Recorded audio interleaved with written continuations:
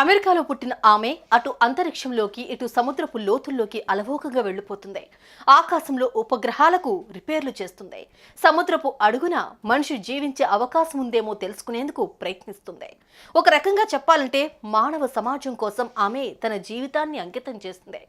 అలాంటి వీరవనిత ఇటీవల భూమి మీద నుంచి స్పేస్లోకి వెళ్ళింది. అక్కడ నాసా చెప్పిన పని ముగించింది. కానీ తిరిగి వచ్చే విషయంలో మాత్రం వీలు కాని పరిస్థితుల్లో చిక్కుకుపోయింది. ఇంతకీ ఎవరి సునీతా విలియమ్స్? అసలు ఆమె అంతరిక్షంలోకి ఎలా వెళ్ళింది?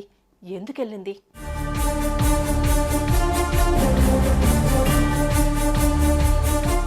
భూమి మీదే కాదు, భవిష్యత్తులో చంద్రుడి మీదో లేదంటే ఇతర గ్రహాల మీదో నివసించాలన్నది మనిషి ఆలోచన.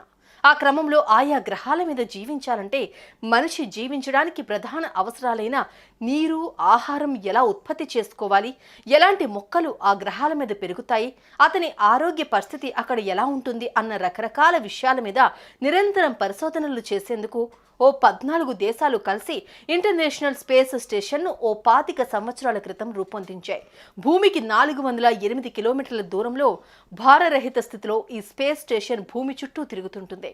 ఇందులో నాసాలో పూర్తిస్థాయి శిక్షణ పొందిన పలు దేశాలకు చెందిన వ్యోమగాములు నెలల పాటు ఉంటూ ప్రయోగాలు చేస్తుంటారు. ఒక్కో వ్యోమగామి గరిష్టంగా 6 నెలలు ఈ స్పేస్ రీసెర్చ్ స్టేషన్లో పనిచేస్తారు. కొంతమంది వ్యోమగాములు మాత్రం ఈ ISS లోకి వెళ్లి తాత్కాలికంగా ఉండి మళ్లీ తిరిగొస్తుంటారు. ఈ క్రమంలోనే భారతీయ సంతతి ఆడబడుచు సునీతా విలియమ్స్ మరో వ్యోమగామి విల్మోర్తో కలిసి జూన్ 5న Boeing Starliner spacecraft లో అక్కడకు చేరుకున్నారు. అక్కడ ఇతర వ్యోమగాములతో కలిసి కొన్ని ప్రయోగాలు నిర్వహించి ఓ 8 రోజుల తర్వాత ఆమె భూమి మీదకు తిరుగు ప్రయాణం కావాల్సిందే. అయితే స్టార్ లైనర్ లో కొన్ని సాంకేతిక సమస్యలు గుర్తించిన నాసా సైంటిస్టులు ఆ ప్రయాణాన్ని ఓ 15 రోజులు అంటే జూన్ 26కు వాయిదా వేశారు.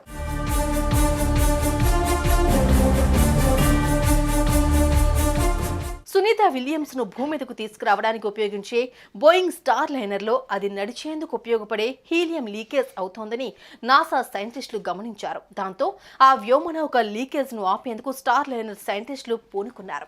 రాత్రింబవళ్లు కృషి చేస్తున్నారు. అయితే ఎందుకో వారి ప్రయత్నాలు ఫలించడం లేదు. దీంతో జూన్ 26 నుంచి సునీతా విలియమ్స్ ప్రయాణం జూలై 6కు వాయిదా పడింది.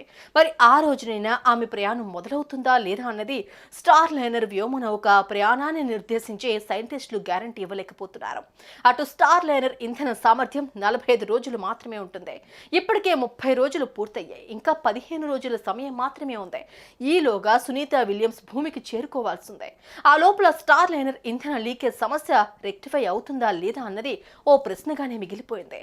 ఈ నేపథ్యంలో ఈ లోపలే స్టార్ లైనర్ బాగైతే సరే, లేదంటే వేరే స్పేస్ క్రాఫ్ట్ ను ISS కు పంపించేందుకు నాసా ఇప్పటికే సిద్ధం చేసిందని ఇస్రో చైర్మన్ సోమనాథ్ మీడియాకు వెల్లడించారు. ఈ స్టార్ లైనర్ వాడు ఇంకొక రాకెట్ ని ఇంకొక స్పేస్ షటిల్ పంపించడానికి, క్యాప్సూల్ పంపించడానికి రెడీగా ఉన్నారేమో అని అనుమానం. మనకి చెప్పట్లేదు.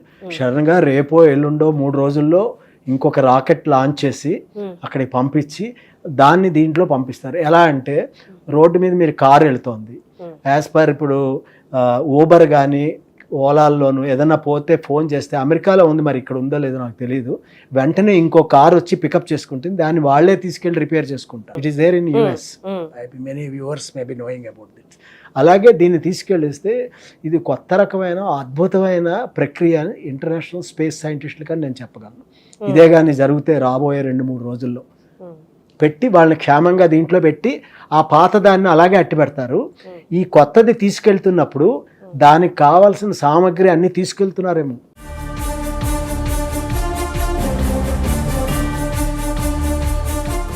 యాక్చువల్గా సునీతా విలియమ్స్ ఇంటర్నేషనల్ స్పేస్ స్టేషన్లోకి వెళ్లడం ఇది 3వసారి. కల్పనా చావ్లా తర్వాత అంతరిక్షంలోకి వెళ్లిన 2వ మహిళ ఈమె. తొలి పర్యటన 2006 డిసెంబర్ నుండి 2007 జూన్ వరకు జరిగింది. రెండోసారి 2012లో 4 నెలల పాటు అంతర్జాతీయ అంతరిక్ష కేంద్రంలో గడిపింది. అంతరిక్ష మొదటి ప్రయాణంలో 6 నెలలు సౌర ఫలకాలను అమర్చడం, ప్రయోగాలకు అనువుగా ఆ కేంద్రాన్ని మరమ్మతులు చేయడం వంటివి చేసింది. రెండవసారి ఆర్బిటింగ్ ప్రయోగశాలపై పరిశోధనలు జరిపి ఆ ఫలితాలను నాసాకు సమర్పించడంలో మంచి ప్రతిభా పాఠవాలను కనబరిచింది. అయితే అంతరిక్షంలో ఎక్కువ కాలం ఉంటే ఆమె వయస్సు రీత్యా ఆమెకు ఎముకల బలహీనత, కిడ్నీల ఫెయిల్యూర్, మూత్రపిండాల్లో రాళ్లు లాంటివి ఏర్పడడమే కాకుండా ఆ సమస్యలు ఆమెను జీవితాంతం వెంటాడతాయన్న భయాన్ని నాసా సైంటిస్టులు వ్యక్తం చేస్తున్నారు.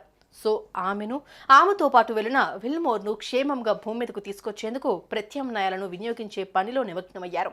ప్రపంచ సంక్షేమం కోసం తమ జీవితాలనే ఫలంగా పెట్టి జీవిస్తున్న ఈ అంతరిక్ష యోధులు క్షేమంగా రావాలని అందరం కోరుకుందాం. ఈ వారంలోనే ఆ శుభవార్తను విందాం.